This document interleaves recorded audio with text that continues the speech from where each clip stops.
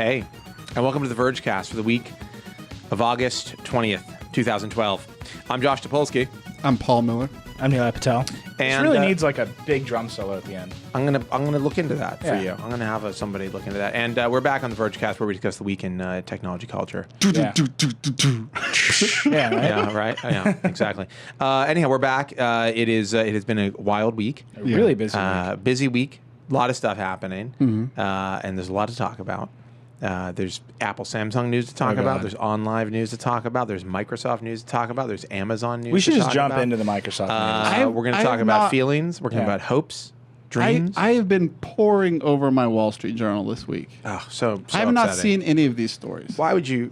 Why don't you get back on the internet? You're missing some of the already? best reporting, the best legal reporting that exists In the world. I'm not even doing it. Yeah. So it's all Brian. Have you It's ever true. seen a legal report that made you start crying with joy? Yeah. Yeah. Because that's what. No, I haven't. That's what's Not in happening. the Wall Street Journal. Yeah. Ooh. Yeah. Did the Wall Street Journal quote Samsung's attorney saying this can revitalize competition in America? No. Yeah. You have a choice to make, okay? Yeah. You can destroy American innovation, or you can revitalize Should I be writing this down? or you can revitalize competition in America. You should send that to the Wall Street Journal. I will. The I'll do choice- a letter to the editor. The choice, ladies and gentlemen of the jury, is yours. Doom America to Also South Korea. doom America and, a little bit of South Korea Yeah. to a hasty destruction, or raise America and South Korea out of the ashes, Yeah. like a phoenix that takes flight, a burning bird flying. That would be terrifying. A burning bird that looks suspiciously similar like another to, bird, another bird that was invented in America. Anyhow, so where do you want to start, Nilay? You've got the board. I've got the board. I think we need to You have start control of the board. with what has been unquestionably our biggest piece of news today, blowing everything else out of the water. Microsoft unveils a new logo. New What? Yeah. Microsoft No way. Yeah. logo. I don't like it. Yeah. I think it's terrible. I'm just gonna go. I know that everybody thinks I hate Microsoft, but I think it's a boring logo. I think it's not attractive. Is it And like Helvetica? I wish they had used Helvetica. No, they used their font. What is it called? Sago. Sago. And it looks badly kerned to me. They've got weird stuff happening. The F and the T are touching, and lots of other Yeah. letters aren't. And it feels separated. I mean, it just feels like it's four. Here, I'll tell you what it looks like. It's four colored The boxes. F and the T are touching. Are they lowercase? Yeah, it's. Can we grant Paul an It's on my screen. He's trying desperately not to look at it. not Can we? looking at it. Well, you'll see Can you tomorrow. draw me a picture? You'll see today's news tomorrow in the Wall Street Journal. Yeah. It's no problem. All right, I'm taking it off my screen. I was going to show it to Paul, but he won't look at it. It's right there. It's Fine. It's. I can describe it to Fine. you. Yeah. Okay. Please describe. Well, this Okay, is imagine an a audio grid. podcast. Not everybody gets this on Okay, I'm video. going to describe it to everybody. Imagine a square split up into four smaller squares. Okay. Each Like a window. Like a window. Completely flat, perfectly symmetrical square. Actually, I can Okay, just good, draw it. It's more of a rectangle. It's a little bit more of a rectangle, I think. Here, let me get a No, it's a notebook. square. It's a square. I'll be right back. Wait, you getting a notebook? You could just draw it. He could draw. Oh, you're going to draw your interpretation of it? There's nothing to interpret. You know what? There's almost You know, nothing to interpret. Now that Paul's gone, I think we can talk freely. The man has a problem. He's got to get back on the internet. I can't Really, take it I miss anymore. him. First of all, I mean, we don't see him. Oh, he's back. Here he is. Stop talking about him. Okay, he brought a pen and paper. Oh, you're going to So draw it based on what we're saying. I'll draw Okay. it like a police reporter, and then we'll see how close I get. Okay. Okay. So it has. It is a square. Like a window. Yeah. A It's square. a 2x2 grid of squares. It's a square broken up into four smaller squares. With white space intersecting the squares. So you can't draw a square and then put a line in it. Oh, I don't want to tell you what to do, but the squares would be. There's no square around them. Okay. They're just floating. It's a grid. But they're on a grid. Like a window. Yep. Like a window without the frame. Yeah. Like Just the glass. like the Windows logo. And then but Okay, you know how the okay, you Windows got logo it. used to be curvy? And then now they're it just says, totally flat. And then next to it, to the right of it, it says Microsoft. in like a sans serif. It's Sago. It's a sans It's a sans serif font. It is, I think, Is it italicized at all? Nope. not italicized. Are the M slanted in or straight up and down? Up and down. It's straight up and down, and it looks like kind of like a bulkier. It's rounded. It's like a more rounded Helvetica. It's like Is a it friendly. bold? It's How like bold it's is like if it? Helvetica went to the south. What's the weight? If I were to describe Helvetica as friendly Vetica, friendly Vergecast? It's not Friendly. that friend. It's really not that friendly. How bold are we talking? It's like medium. I'd say medium. So less bold than obviously the original. bold. Yes, Yeah. yes, less bold than the original. Oh, And how far does the middle dip down? I don't know. I can't tell you. 3 deca eaters. decameter. What color? Yeah. Yeah. It doesn't matter. It's the font is like the font is the coloring of the font is a kind of a non-committal sort of bluish gray, and the windows are like green. I'm just from memory, green, orange, blue, and red or something. No, it's the. Oh, now the other letters are lowercase, right? Yes. Do they have any like swoops to them? Like no, the bottom of the I. You said the F touches the F T. touches the T, but no other letters touch. all the other letters are really Put far that apart. back. Put that And back they're up on the really screen. straight up and down. They're straight up and down. Here, you could look at it if you want. He won't look at it. This is just piped in locally. Yeah. From the internet. From the local internet. Anyhow, I think it's fine. It's like I don't like it personally. I don't think it's very interesting. I guess it is kind of gray there, isn't it? Yeah. And it's a grid of 4 squares and a word. Yeah. It's not interesting. You wouldn't see it and go like, if you saw those squares by themselves, you wouldn't go like, Microsoft. Yeah. You know? And I think that's a little bit interesting, a little bit telling. Well, I mean, with every new logo, they've got to put it everywhere before you think that. But And they'll put it everywhere. yeah, Not the Verge logo. That's really shockingly correct. Pretty good. Let's see. Did you forget the last O? You forgot the last O. Micros. He was so excited about getting the F and T touching that he went right past it. It's their like curve brand. It's like Microsoft. Paul's like, I got my own software company. Microsoft. Like one of the squares is a triangle. Anyhow, so doesn't matter. Nobody can see it. Doesn't matter. Yeah. So they redesigned their logo, and Nilay, what did your take? I think the most interesting thing about it is that the Windows logo is now Microsoft's logo. I mean, that's the Windows logo, the 4 squares. That's Windows. That's the whole point. It's always been. They've always had a But that's the point. No, that was Windows. It was just the Microsoft with the. I mean, I like it in the sense that their old logo, to me, was really corporate and boring. I actually like their old logo a lot better than this. Really? Yeah.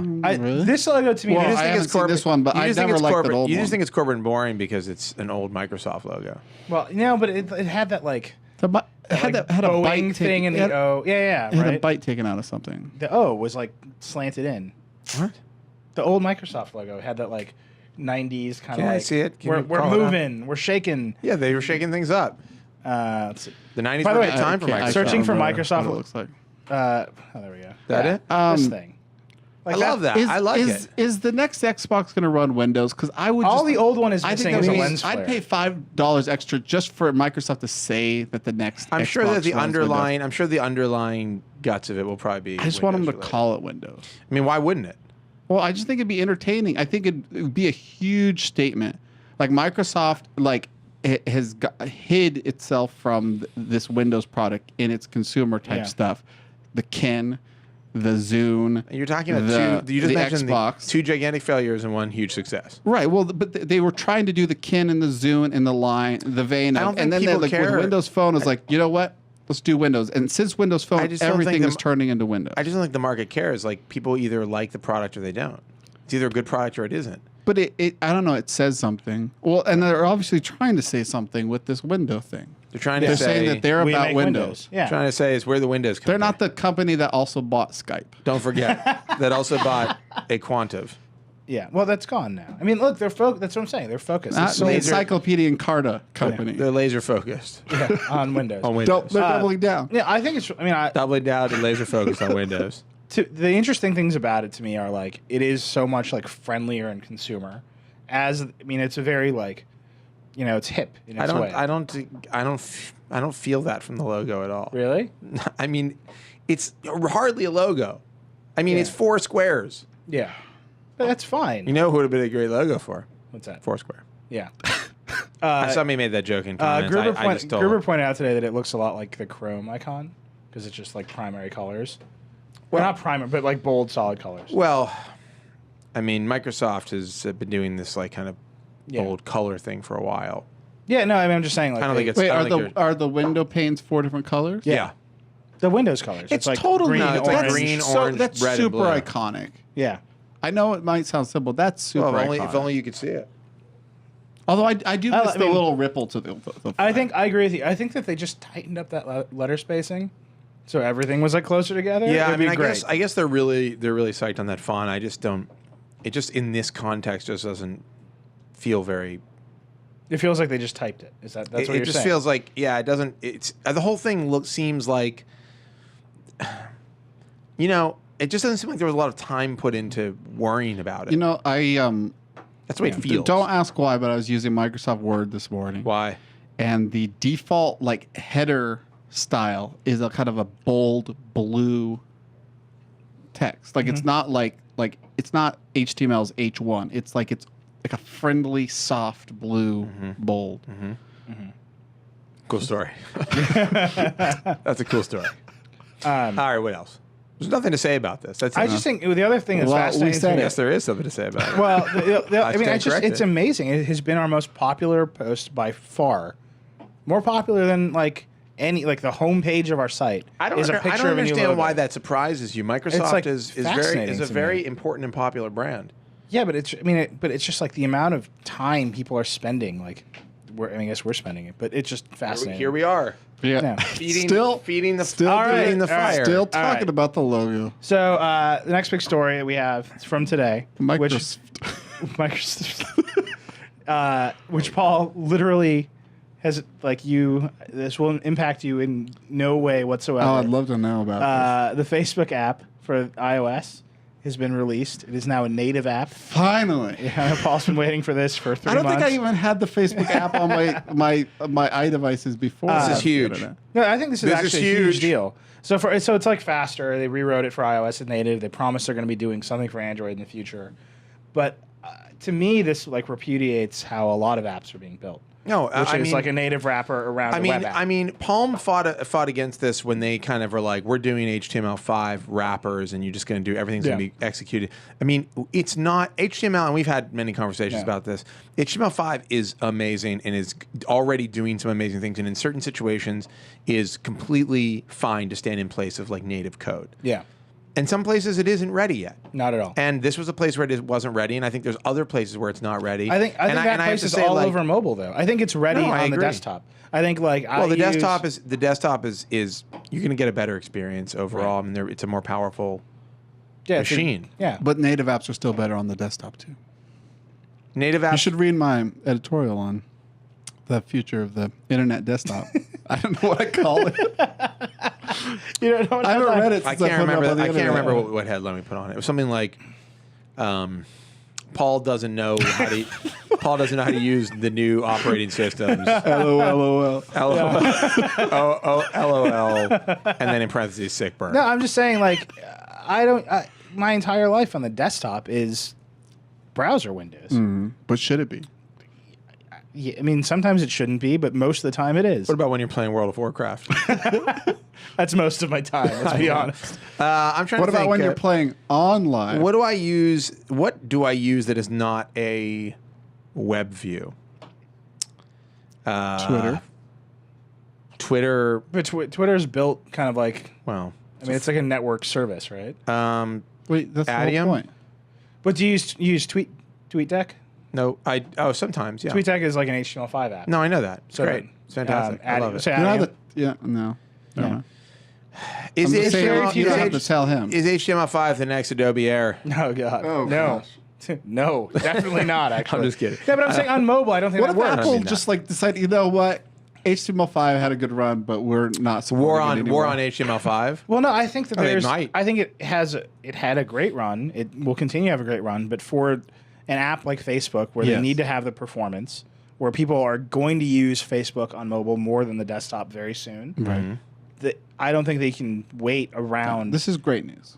But I just think it's so many apps are, let's build an HTML5 and we'll deploy it to every platform in these custom wrappers. Right. And I think that trend is over today. I don't think that's a good way to build an app, and I think that's what people have thought about building an app for a long time.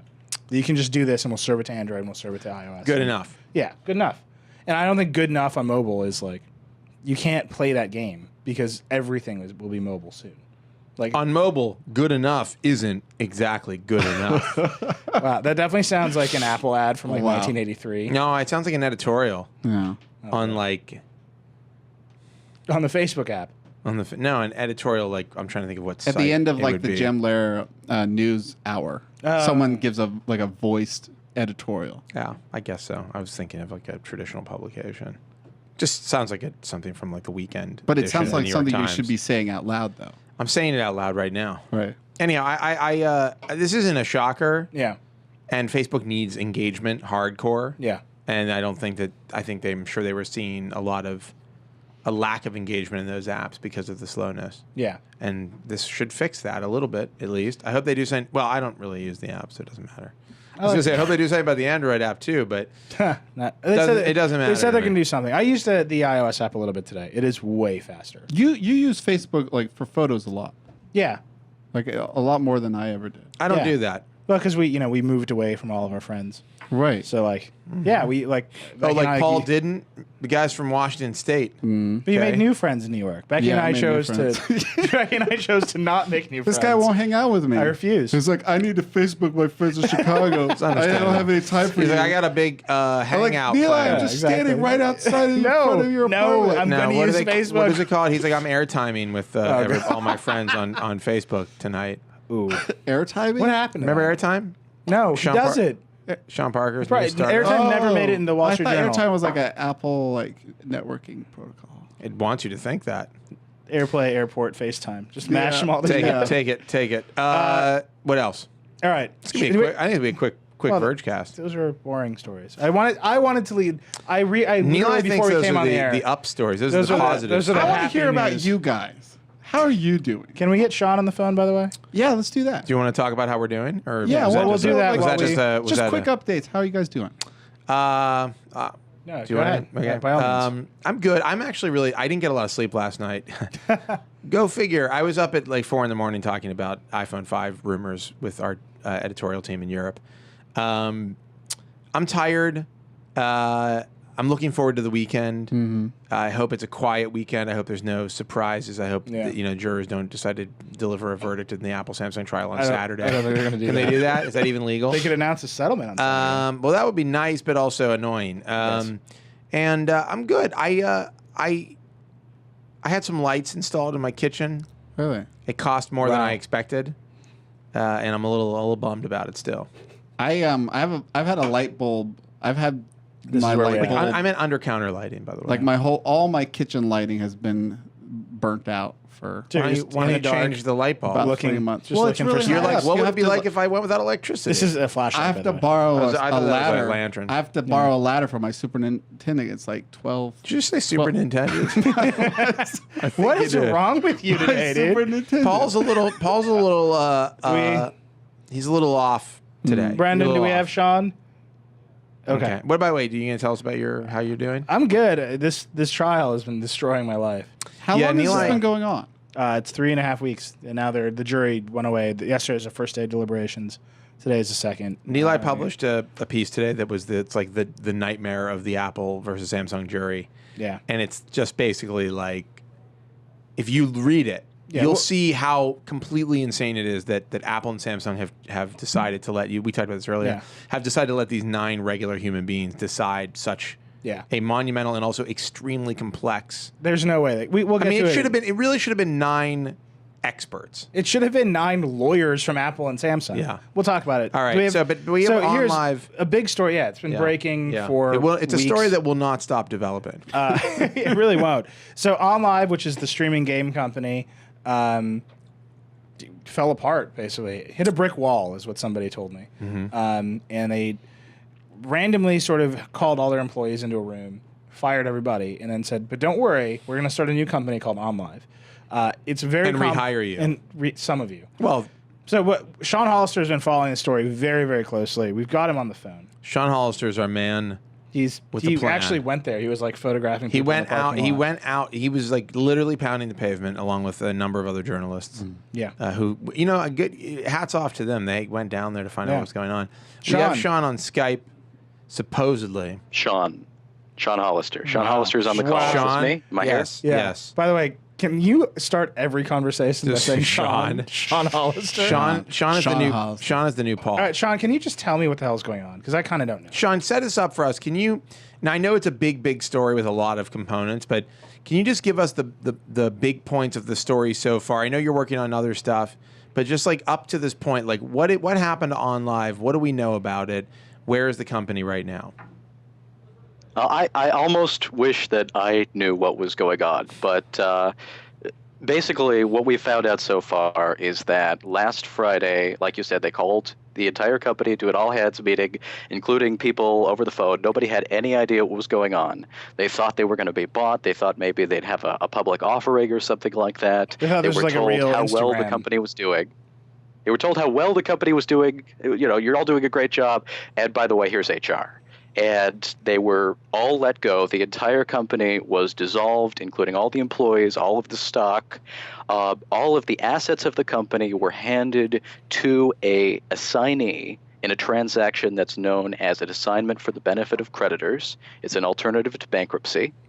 And then the old ABC. Those assets. Oh, the old ABC, yes. Yeah. And then all of those assets were bought back by a new company called OnLive, which had an investor, OnLive a single 2. investor who said, yes, OnLive 2, new OnLive. You know, OnLive bought OnLive, basically, including all of the assets, but left at least half of the employees and all of the stock that all of the employees owned, all the companies who invested in OnLive owned, all of that in the dust. So now there's a new OnLive. We've just found out that Steve Perlman, who started the company and headed it up, will be the CEO of the new company. Oh my God! Really? We found This out is that. horrible. Sorry, go ahead. No. Go on. Keep going. All right. We found out that the company, before it was about to die, it had between $30 million and $40 million in debt. It had to do something any minute, or else it would, Yeah. it would have to go bankrupt for real. And, companies like HTC and British Telecom have lost their entire investments in the thing. It's a big mess. It's a Yeah. big mess. Wait, how is that for the And we benefit don't of yet creditors? know. We just did this thing called an assignment for the benefit of creditors. Well, but they're not creditors. They're not the creditors. It's like the I assignment for the understand Some that of them are. HTC and British Telecom had investments in the company's stock. They had a stake. British Telecom, for instance, had a 2.6% stake in OnLive, and they basically lost that stake. There were also some strings attached, but it's perhaps OnLive didn't actually owe them any money. Right. Okay. This is that the makes point sense. we're not certain. just a horrible scam. It sounds like. Well, I don't know if it's a scam, but they did something very odd where this ABC transaction Well, just is like they found some crazy loophole to screw everybody over. that's basically what they did. And so what happened to the employees, who had stock, they're like, oh, by the way, your stock's not worth anything. Sean, can you explain? And maybe I don't know if you know enough about this or not. I'm just trying to understand it. Assignment for the benefit of creditors.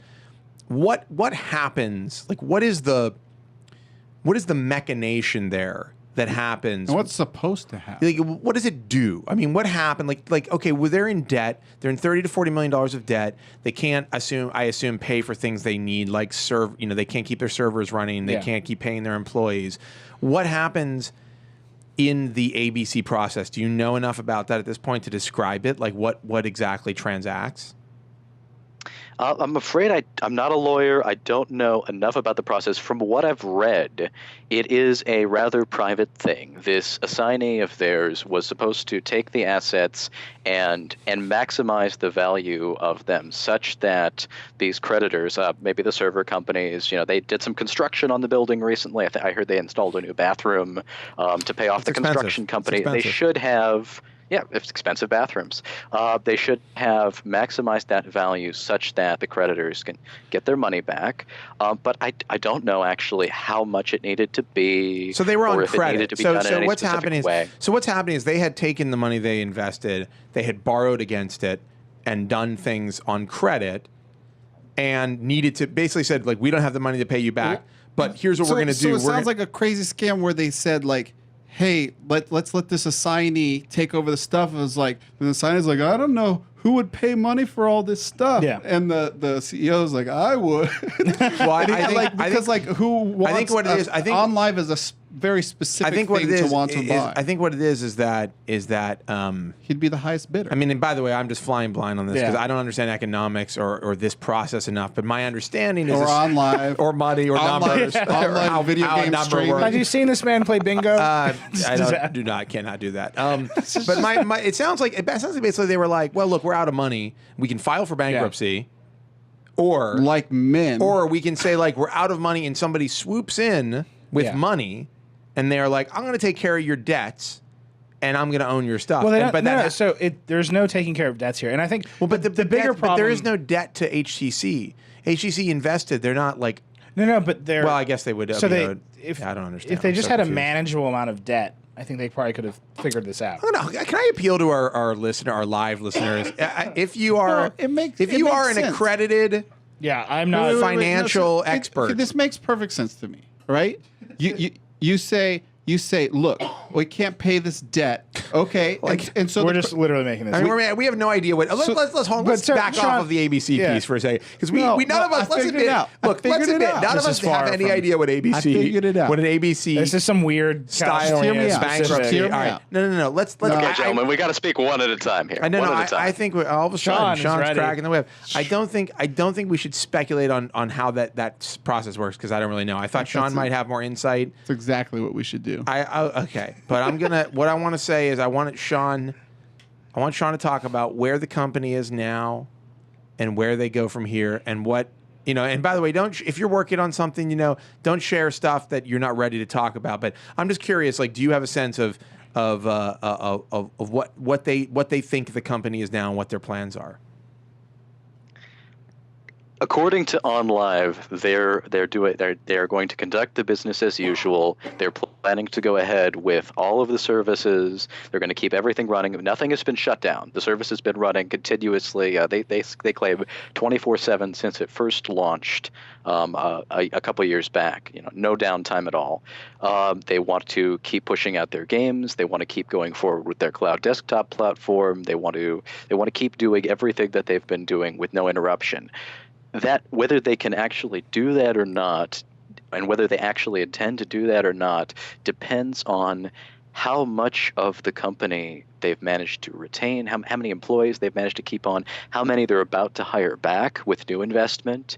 If they really want to do that, they're going to have a certain number of people to make that happen, to keep testing these games and negotiating with companies to bring on new games and keep the flow continuous. And from what we've heard, they are planning to do that. They've brought on as many as 100 employees, but it's possible that they would go a different route. It's possible that they'll find out that they don't have the funding to go forward and instead sell this off to companies who are interested in cloud gaming. Sony bought Gaikai for $380 million. Gaikai was a rival of OnLive's. Perhaps Microsoft or another company would be interested in competing with that, with a Sean, cloud gaming company of their own. I have a question. So there's two things here that I think make this really interesting. One is we've just been generally saying, and I think the gaming press has been generally saying, this cloud gaming stuff is like a huge piece of the future.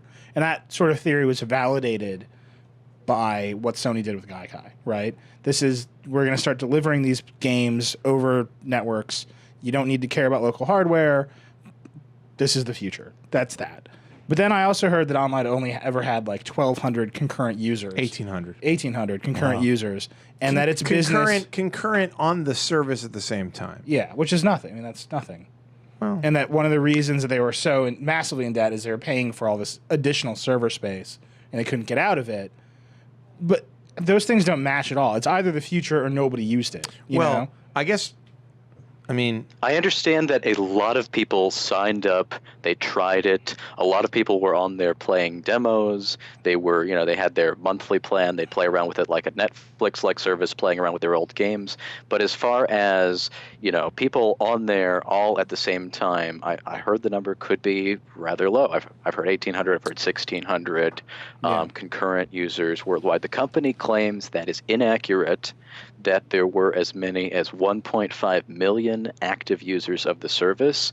But what we haven't heard at all from anyone yet, is how many people tried it, liked it, and bought games. We don't know, were people willing to pay for this? But I think that the in essence here, this service isn't viable as I'm a small startup trying to do cloud gaming, streaming gaming. I don't think this works because, if Microsoft came to you and said, if you're a gamer and you own an Xbox and a PS3, I highly doubt you're going to go buy the OnLive stuff just out of the blue. But if you're a gamer and Microsoft comes to you and says, we have a new cloud gaming package, and you pay X amount of dollars a month and you can play like this selection of games streaming, it's a different proposition than if Gaikai or OnLive says it, and you don't know, the selection of games is limited, and there's nothing back. There's nothing really like to it's support very it. true. It's very like, true. let me ask you Hardware this: has always been driven. Go ahead. Well, would you sign up for OnLive right now? Definitely not. I've signed up for it. I'm using it, and I'm not paying a dime because I just get on there and I play a game demo, and that's all I need to do. Well, wait, what do you mean? What do you mean you're not paying a dime? He just plays demos. OnLive is a service demos, that you can sign up for free and try games, and then if you like them, you can pay for them, and you can pay OnLive and say, well, now I can take this with me wherever I want and play it without having to have a big, powerful computer in front of me. If I decide I like that game, though, but I want to play with my Microsoft Xbox Live friends, I might buy that same game on Xbox. The big thing that keeps video game platforms from succeeding, whether they're a piece of hardware or a cloud gaming service, is exclusive games, titles that you can't get anywhere else, that you have to play. You can only get it there. And OnLive didn't ever have any of those worth writing home about. Yeah, to me, they were trying to get some, but they didn't have them. To me, this sounds like a really. There's no question. I think this technology is awesome, and I actually play around with Gaikai a bit and a little bit with OnLive, and I think they're impressive. Yeah. And I think especially when we all have FiOS. Yeah. Forget about it. This is. But I think that as a component of a larger ecosystem, this is really fascinating. You basically are saying, I'm going to start a new game.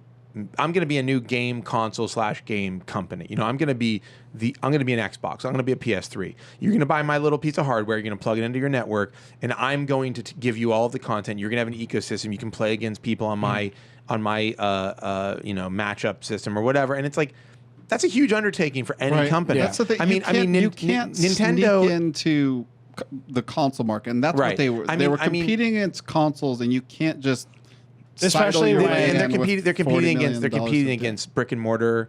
They're competing against Amazon, like for distribution of games. This is not how people are used to buying their software. I'm not saying it's bad. I think it's great, but that innovation seems to work best when you match it to an established ecosystem. Without the ecosystem, and without the weight of one of these guys behind. Microsoft. Sorry, just want to make one more quick point. Nintendo, Microsoft, and Sony are fighting tooth and nail to hold on to their market. Nintendo, we don't know where they'll be this time next year, if they're going to have success with the Wii. These are big players. Yeah. To have OnLive and Gaikai enter it and try to go neck and neck, because that's where it is. It's in your living room. It's Sean, you did a big piece on Gaikai, and my sense with that company was that they were always angling their way towards either being an infrastructure provider for the big players or getting bought. They did a deal with Samsung, right? Yeah. Right before the Sony thing. They were like, hey, we're going to be on Samsung smart TVs. And then they got bought. Gaikai was never shy about being an infrastructure provider. They said they never wanted to have a gaming service the way that OnLive did. They didn't want to be a user first thing. They were a business to business company.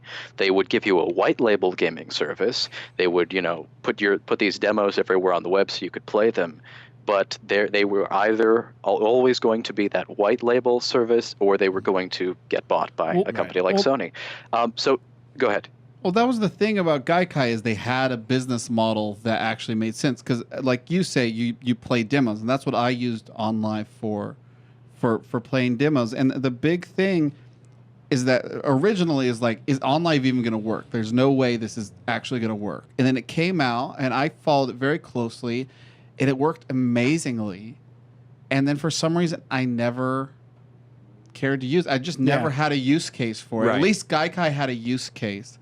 And OnLive just never figured it out. Well, and the other thing is, I think this is the future. I still think this is the future of gaming, because this is the way that you can get your game to anyone, anywhere, if they've got the bandwidth, if they've got the connection to do that, as this, as these LTE networks and as these fiber optic networks roll out, that's going to happen. It eliminates the piracy because the local users do not hold on to a copy of the game. It's always there in the cloud. Well, I'm done. And it allows, All right. Nilay's quitting. Sorry, make your last point there. Well, I mean, your other point. Oh yeah. So those two things, and the barrier to entry is just so low for the customer. They can buy, they can have it on a smartphone, they can have it on a $100 Google TV box, any hardware with just this ability to decode the video stream as it comes in can be your game console. And it's sorry, just so I understand, I just want to be clear. In browser, I'm pretty sure I played Gaikai in browser, if I recall. That is Flash, right?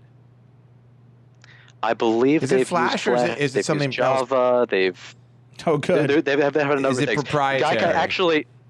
But most recently, Gaikai has a Chrome native client implementation, so it's just running natively accessing your local hardware through the web protocol. Java. So that doesn't even.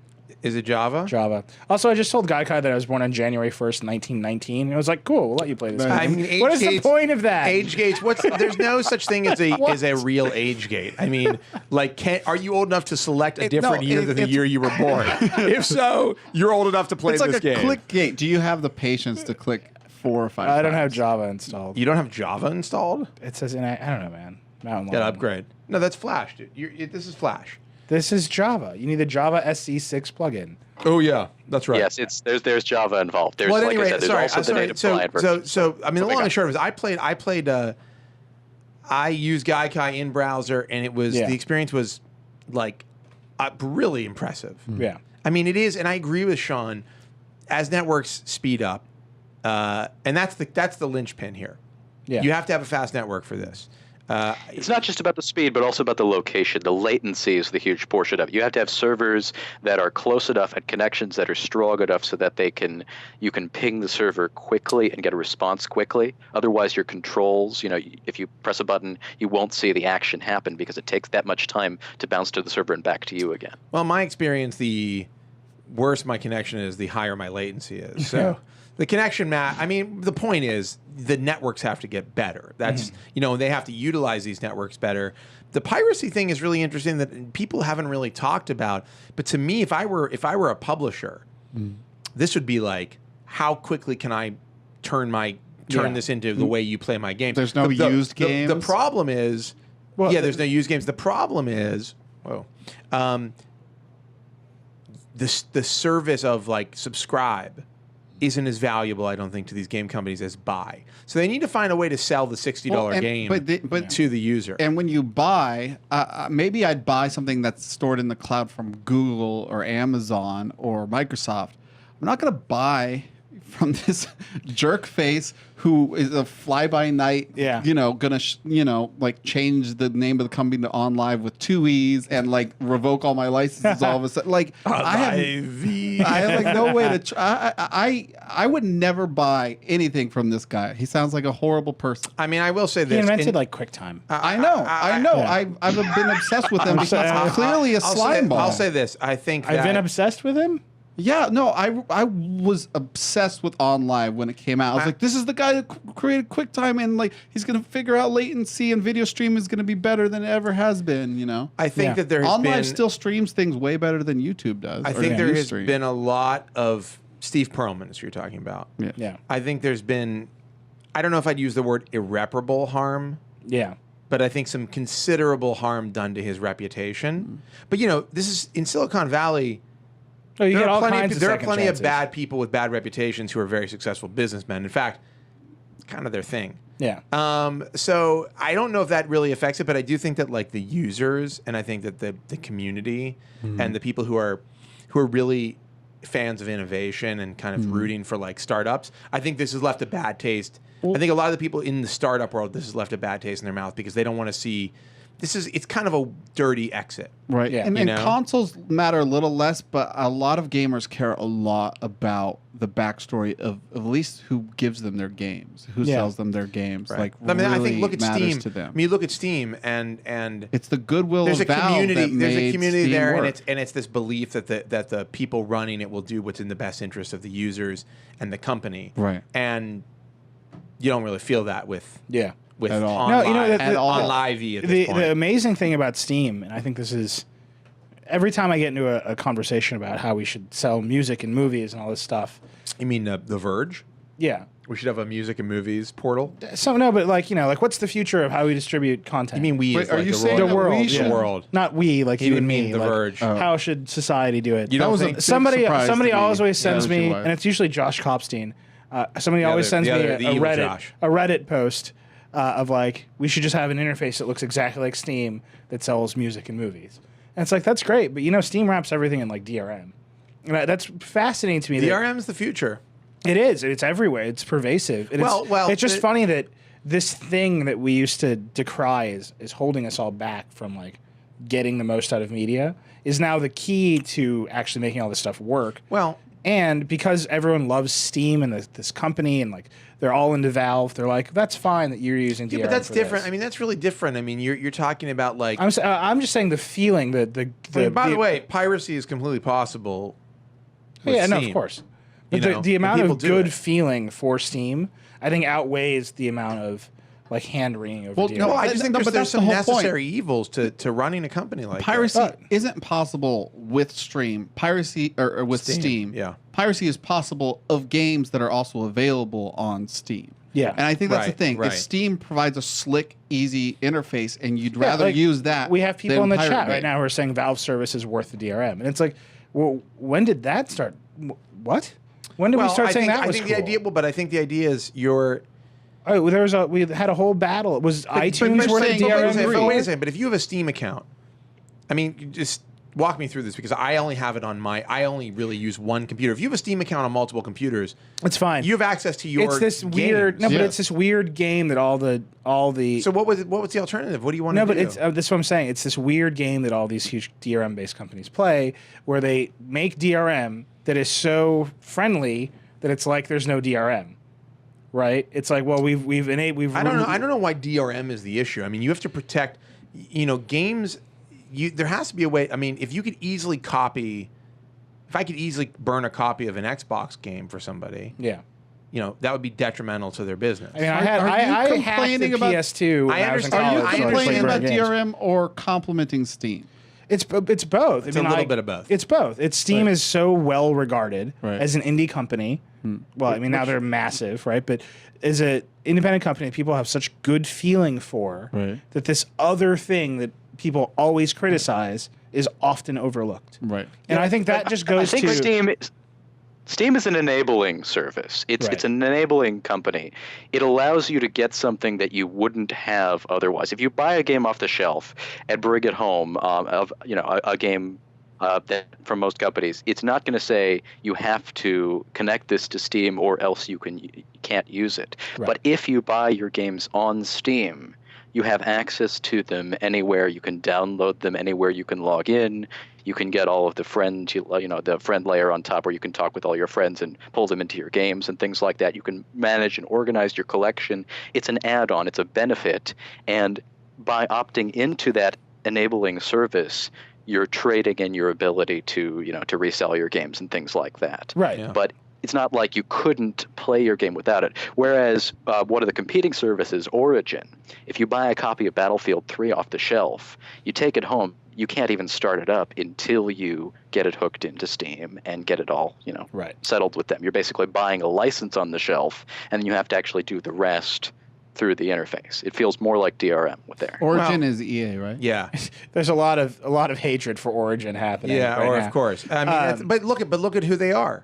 Yeah. One is this indie company, one is EA, this gigantic, Yeah. monolithic, well established. I mean, now Valve is obviously very well established, but EA just has a horrible logo. Is what it comes Yeah. down to. well, they're just the big big Sean, dog. is there anything else we need to take away from OnLive? I think that we've been talking about what you need for OnLive to succeed, and I think the piece that they're missing is there's no.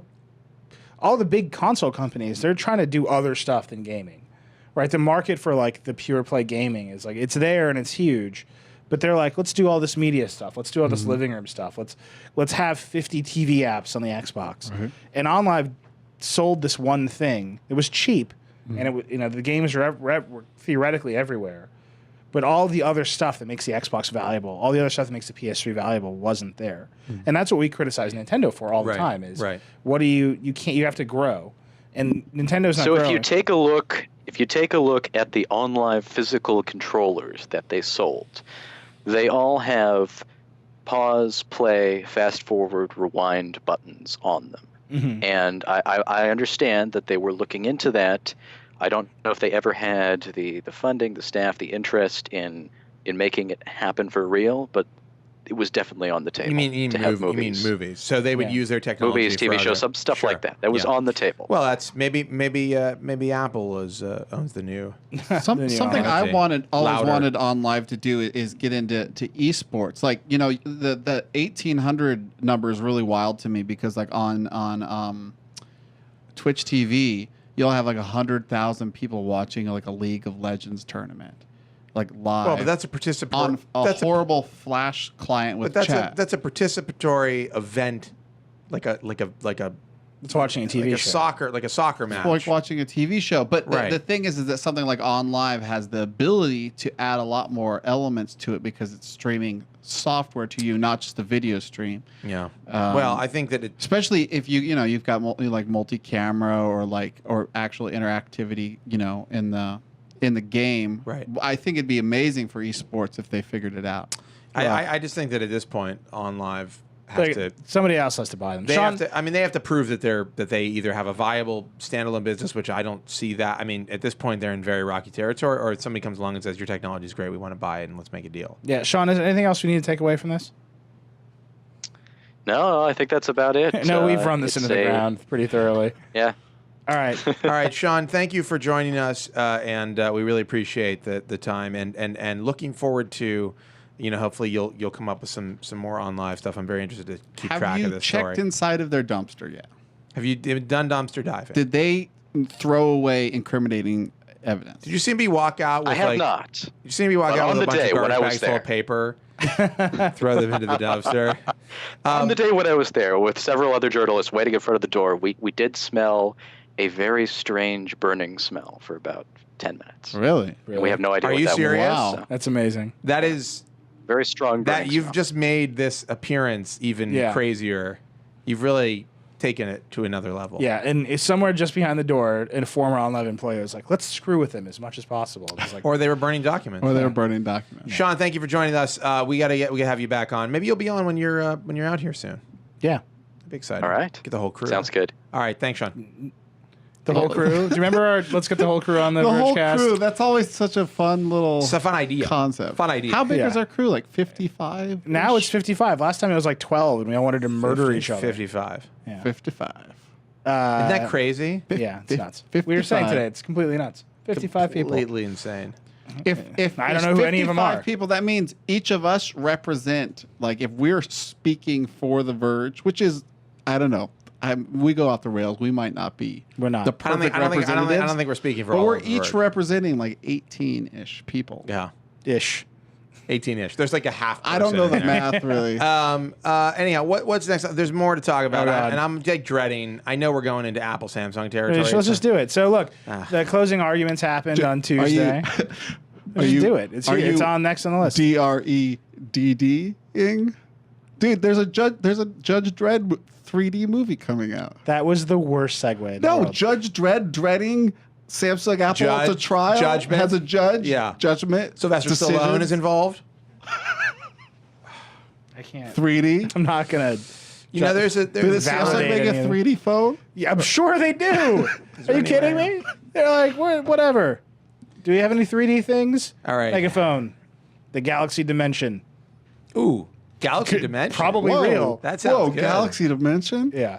Nilay, take us into the courtroom. The Apple versus Samsung trial. Give us a taste We want to. You brought a box into the room, and you open the box, and inside the box is a chocolate cake. Yeah. And that cake represents the Apple versus Samsung trial with many layers. So many layers. And I'll just read some quotes. You're going from to closing slice arguments. a piece of the cake off for us and the listener, and you're going to let them taste it. Yep. So after 3 weeks, And then we get to lick the spoon. yeah. Why would you be eating cake with a spoon? No, like the batter, the cake batter. Oh, yeah, He why didn't would bake. you? He didn't bake the cake. He just brought it. He just brought the cake into the room. Yeah. But I covered a spoon with frosting. For you. You may have that. Just for you. That's the Paul Miller spoon. No, so Tuesday was closing arguments in the Apple versus Samsung trial. It was very emotional. Can we lower the lights in here? Yeah. I feel like we could get a little dimmer in here. Make it romantic. Brian was there. He's been reporting live from this thing every day. Brian Bishop just crushing There's it. an enormous line to see these closing arguments. Just crushing it. People were spectators were just coming to be part of it because the trial's public. And the judge opened it by reading 100 pages of jury instructions, which completely killed the mood. Then they That was broke the- How long Crazy. did that take? 3 hours. Because you can't give them the text of the instructions. They just You have, have to give to them guarantee that it's antiquated, but you have to guarantee that they've heard them. There was definitely a Right. point So- where we were doing some live blogging into that, weren't we? Yeah. There's definitely a point where somebody was like, I guess Brian was like, they're losing the jury. I Yeah. just saw somebody start nodding, start Oh yeah, fidgeting. no, the judge made them stand up. They took standing breaks, so wow. people would stand up. So Really? that was the That's morning. That's like Nazi Germany. but so that's like forcing the jury to stand. we'll get into how complicated the jury's task is. But Apple and Samsung argued over the 84 jury instructions that spanned 109 pages for months. And they got read. And then in the afternoon, Apple started its closing arguments and opened up first sentence. Steve Jobs made a revolution. It was called the iPhone. And that was their theme. And, they both had around 2 hours total to deliver their closing argument and then a rebuttal. So it was Apple, then Samsung, then Apple and Samsung again. And Apple's opening, their closing argument was 90 minutes. It was very, very focused, very tight. It's Apple's story. We invented the iPhone. It took us 4 or 5 years. And Samsung said, our sales are flailing. We have a crisis of design. And they copied it in 3 months. And they kept on coming back to this over and over and over again. One of the quotes, they've spent billions of dollars mimicking our designs.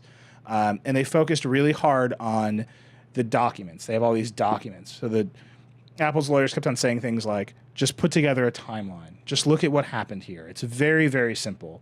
Don't think about the witnesses. Don't think about all the stuff you've heard. Just look at the evidence. They had some witness issues, didn't they? That's the job. That Samsung's lawyers are really good. So they did a good job of impeaching some of the But witnesses. they have those documents at the very least, the trade dress document, the one where they're comparing, where they have the Samsung document where it's like, here's what they do, here's what we need to do, go fix it. Those are damning. I would say damning. How'd they impeach witnesses? What happened there? That's what you do. I don't remember that. So they said Because impeachment in a trial is not a real thing. It's just like a thing that happens. you damage their credibility. Yeah, you It's not damage like their impeaching a credibility. Yeah, president. you're not like you're kicked out of here for saying But you something. can still take that into consideration as No, a yeah, juror? no. So you Okay. say Apple put Susan Kerr, who designed the icons of the original Mac, up as an Okay. expert to say, let's talk about icon design. Oh, and they impeached her? And Samsung said, and she said, well, you don't have to design icons like this. And Samsung said, well, did you do a functional analysis of this? Is this the best functional way to have icons? And she said, no.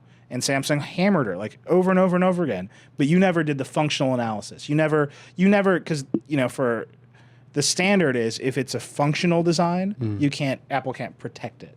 I don't understand. Right. So they said to her, she said, you don't have to design the icons this way. Yeah, she said, I'm a designer, and there are many, many ways to I'm an design. expert designer, so I know I can tell you what all would about be, Apple icon design. and within that realm of what she knows, it would be like what the functional design is, which means presumably. the thing that would be best for users. Yeah, if it's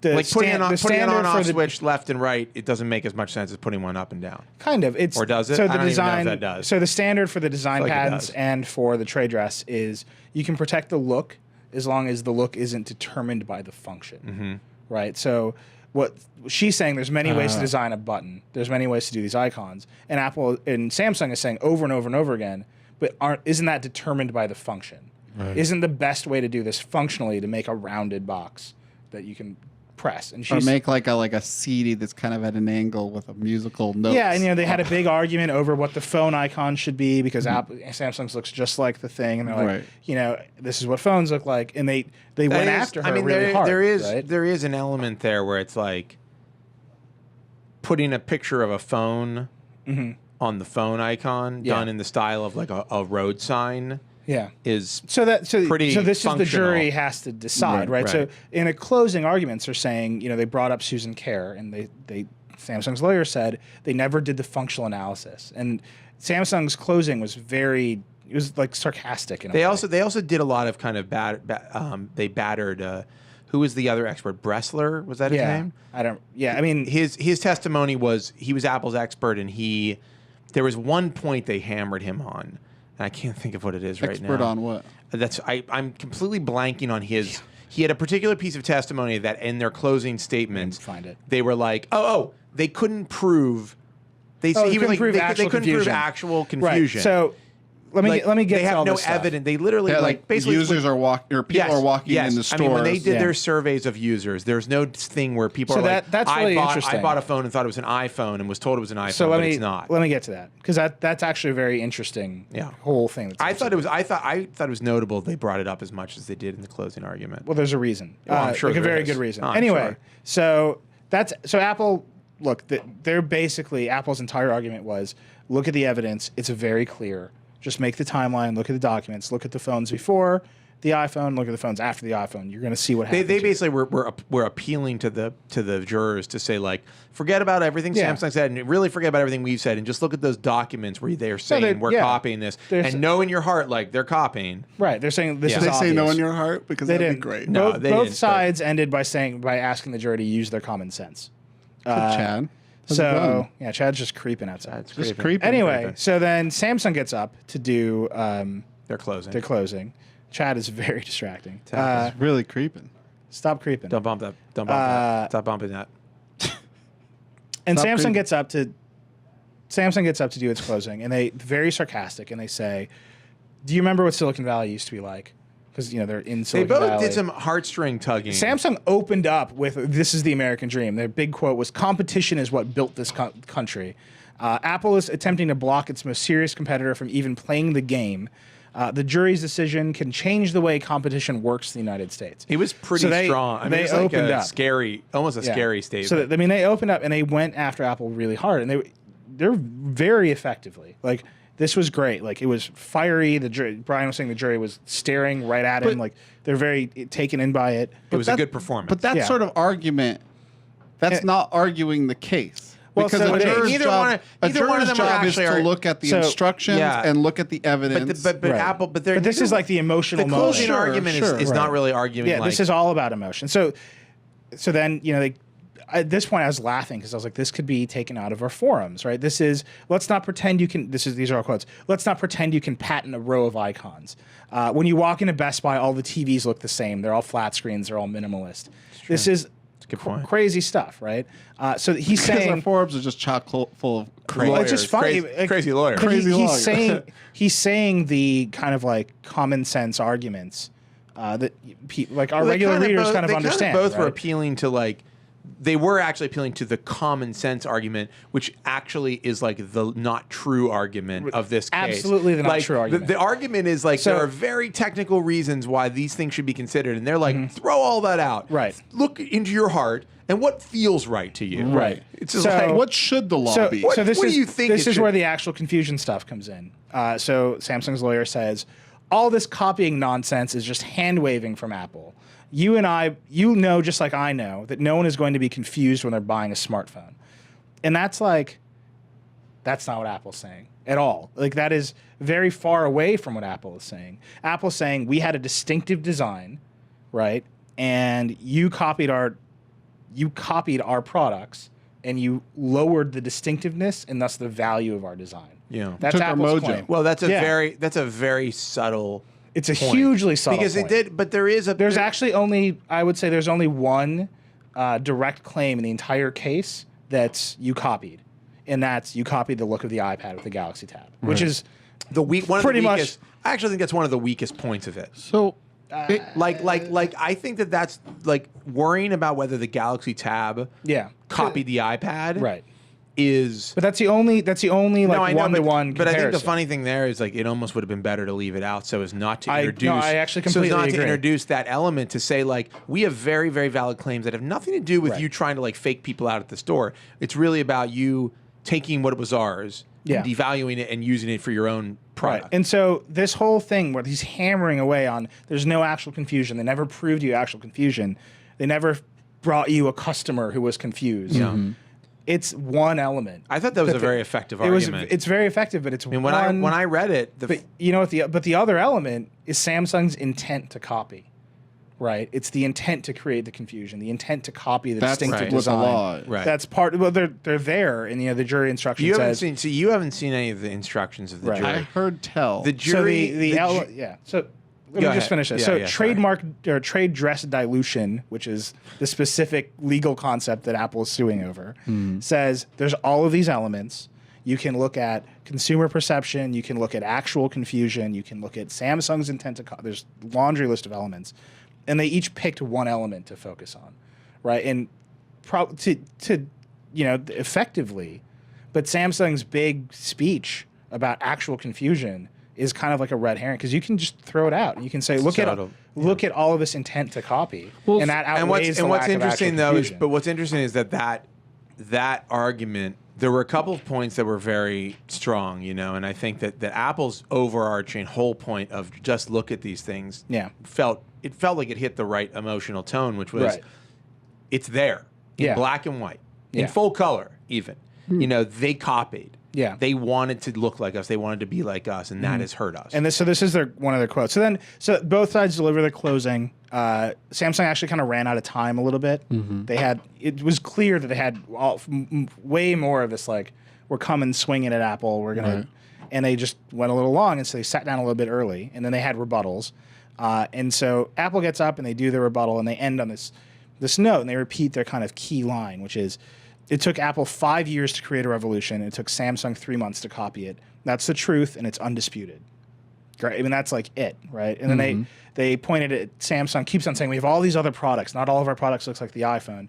And they held up one of the documents that said there was a crisis of design in Samsung. And Apple asked the jury, if Samsung had all these products and they had all these plans, why did they tell you there was a crisis in design after the iPhone? This is like very effective stuff, right? And then, stupidly... Apple ended with, if you decide for Apple, you will have reaffirmed the American patent system. You will have ended Samsung's cynical game plan. And it's like, don't ask anybody to affirm the patent system. Don't do that. Don't. Like, everybody knows this is an enormous waste of time. And these are two, like, kids having a tantrum. Reaffirming the patent system is that's the last thing that anybody needs. Don't say that. Now. Like, I mean, but these jurors don't understand the scope of this, do they? Maybe they do. Maybe they don't. I don't think they do. I don't think that. There's no way. I don't think if you took 9 average people off the street and you said, "I need you to decide whether or not Samsung copied Apple," and even if they told you how important it was. It's taken me years of hanging out with you to begin, and you're a lawyer who knows this, to begin to understand what it means, what the value of a patent is, and what it means, what it's supposed to mean. But there's also simplicity to being a juror in that you don't have to necessarily think about the big picture or the repercussions or reaffirming the patent system. You're just saying, this is the claim. This is the law. Right. Does this match? If Apple, well, that's the idea. No, but if you're an American citizen, our patent system exists, and you most likely believe that it's important for things like the patent system to exist because they do a lot of good. And Apple says to you, by voting in our favor, by finding this in our favor, you will reaffirm this very important American thing that we have. Right. I think that is a pretty powerful thing to say. I mean, imagine if instead of hearing Nilay trying to talk from this neutral standpoint of like, here's what's right, here's what's wrong. Like, we have a lot of problems, but there's a lot of things that are really good. Sure. Imagine if what you heard was one person going, the patent system has to be protected at all costs. Everything it does is perfect, and we've got to fight for it. And the other person was like, these people are lying to you. Yeah. Like, that's what the jury heard, basically. Yeah, but they also when they were selected, they swore up and down that they aren't going to take that into consideration. They're not going to take the law into their own hands, and they're just going to look at that's what they. Nobody knows what happens in this room. Yeah. Like that's it. Like I we don't can't know. wait till somebody does 9 angry. It's gonna happen. Nine board so people. then- 9 bored people. So then we're so here. So Nine- that nine ended. confused So Apple men. ends right, and Right. Apple got a little bit. Their rebuttal. They pulled off into the weeds a little bit, but they bring it back to In their this. rebuttal. Yep. Closing rebuttal. Closing. So then Samsung gets up. They have 14 minutes left. The last 14 minutes of Apple versus Samsung in front of the jury. That's it. Oh, this is, I'm It's excited. I like got this chills. huge this moment. The way right? you It's paint this, it's very Charles Verhoeven, he's been this fiery lawyer this whole time. He's gonna sparred with Judge Koh. Yeah, right. This is gonna happen. Mm-hmm. And he chooses to spend his last 14 minutes in front of the jury rambling on about FRAND, about standards essential patents, and whether Samsung had or had not complied with Etsy rules in disclosing its 3GPP patents in a timely manner. Etsy. And we're sitting there at Etsy, and I'm sitting there going like, FRAND? this is what you did? No, Like, yeah, it was you, definitely- you just what you did. What like you could talk about design, you could talk about innovation, It is you odd. could talk about Samsung's contributions, and you're going with standards compliance. Like, why? What why did you did say? you Do just? we have any quotes? Can you read me some quotes? I don't think Brian even did quotes. What about we did the live blog though? We did. Let me see if I can find. I don't know if he did any big quotes. I from the did end. think it was odd. It was a very strange. So- He was great. I mean, he was a tremendous attorney throughout the entire time. But it's just like these last 14 minutes were extremely. What do Etsy's guidelines really say? If you have IPR, you can intentionally withhold it. what? Like, why? What? Why did you say What that? does that mean? So my There's no question- evidence that Samsung committed an intentional delay with its 3GPP patents. Intentional delay is the only thing that constitutes a breach of the Etsy agreement. No, he did not say Yeah, that. this Right. is all. It's like So- what? So He could have been. He could have been like. If he could have been like, I want to Yeah. reiterate. Apple brought no witnesses. Finding for Apple won't help won't help the patent system. It will destroy what the patent system was meant to do. Yep. Oh, and then he got Why? That's what I would have said. I just said Apple just told you that you have to reinforce Yeah. but what the truth is, what they're really saying is, if you decide for them, you will lock up our patent system and set the precedent for a terrible trend in This the is future. how he opened up. That's right? what I would have ended on. Yeah. Don't do this. It's a horrible mistake. Please don't fine for them because you will destroy America. Instead, he's like, listen, I don't he's like doing like seriously long like division. you know there's been a lot of journalists covering. By the way, case. that's not my statement. I'm just saying that's what they might have Wait, said. so, Right. So here's Anyway, it's totally wild that like that Samsung just kind of like fizzled out into. I think screwed the pooch is the term that you're looking for. It's just like and he ended. He ran out of time again, and then his he was like thanking the jurors. He ended on this line, which is very awkward. Let's have Samsung compete freely in the marketplace instead of Apple trying to stop it in the courtroom. Which is like, it's one of those lines that sounds good, like when you're kind of like thinking it up. Apple had a couple of these too, but it's just not. It's just like awkward. so And then he says thank you to the jury, and the judge reminds him that he still has a couple minutes. So he stands up and says thank you again, and everyone laughs. And it's like you really just fizzled this one out. Like It's bad. So what do you think's going to happen? Can I? Yeah, yeah. my question is anything here indicative of like whether they're thinking about settling or not? Like does Apple think it's so strong that like this might be its slam dunk chance to really hold up? I don't its know. stuff? I have been trying to figure this out for a couple days now. I don't know what the hell anyone's thinking. So that's great. So here's closing arguments. Everyone stands up. And then the jury gets this 20-page form that is charts, just endless charts. It's crazy. It's 33 groups, and within the groups, if you count all the specific questions, it's over 700 specific questions that they have to answer. I mean, it's So they're not crazy. in that room trying to figure out if Samsung copied Apple. Right. They're trying to figure out if the Samsung Galaxy Gem violated Claim 50 of the Here's the 163 thing, patent. specifically. So just so you understand, because Nilay I'm way deep in He's this, so yeah. deep into that he's not even mentioning this fact. For each one of these, not for every single thing, not in every single place, but for many of these questions, I have this locally. I'm just going to show it to you. for many of these questions, they are asking the jurors to specifically about like 25 different devices. Does each device violate or not? Yep. Like it's not like, did Samsung rip off their icons? It's like, did they rip it off on the Galaxy S2? Did they Yeah. rip it off on the Galaxy S2 4G? Did they rip it off on the Galaxy S? Look, I mean, yeah, it's just these endless charts. They have separate models of the Galaxy S2 that they're considering. Do they have like the Galaxy pictures to Tab, the reference Gem, or the something? Yeah, they have all the devices in the room with them. Can I read is this this a list? majority rules thing, or do they have to be a unanimous? Unanimous, all 9 of them. So Oh they my have all the gosh. devices in the room. They're not allowed to update the software. They're not connected to any 3G networks. Yeah. The SIM cards are removed. They can go on Wi-Fi, but they've been instructed to decline all the software updates. They can't look at the apps, so they can look at the things. And on top of it, so they have to read and understand each claim of Apple's patent and each claim of Samsung's patents, which are far more complicated. They have to look at the phones, the individual phones, and then decide whether Samsung Electronics in Korea is liable for patent infringement, Samsung Electronics in America, or Samsung Telecommunications in America. So there's 3. There's just so How would insane. you pick? How would you know? Hold on. who's So here's responsible? I don't know. So I'm just going to give you one set. I'm going to just actually Just read the I want first to read question. them out Do it. loud. It's I'm Do going you to say read all it. 3, or do you have to choose one? Y'all 3. All right, here we one go. more, whatever. You ready? 1. Go. For each of the following products, has Apple provided a preponderance of the evidence that Samsung Electronics Co., SEC, Samsung Electronics America, SEA, and or Samsung Telecommunications America, STA, has infringed Claim 19 of the 381 patent?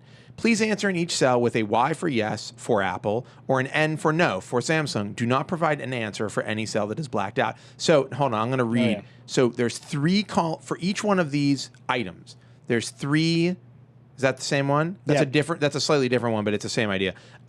There's 3 options, 3 different companies you have to do Y or N for. Yeah. And these are the products. This is 1 out of how many pages? 33? No, there's 20 pages, 20 and 33 pages. questions. Captivate, Continuum, Droid Charge, Epic 4G, Exhibit 4G, Fascinate, Galaxy Ace, Galaxy Prevail, Galaxy S, Galaxy S4G, Galaxy S2, Galaxy S2, Galaxy Tab 10.1, Gem, Indulge, Infuse 4G, this is Mesmerize, bonkers. Nexus S4G, Replenish, and Vibrate. They have that's to say all one three- question. three- right? they have to answer- That's they have all to- one question. That's all one question. That's one But question. within it, that's 28 And for products and each- 3 questions and per for product. each one phone, they have to decide in 3 different if they violate it Yeah. in 3 different ways. Right.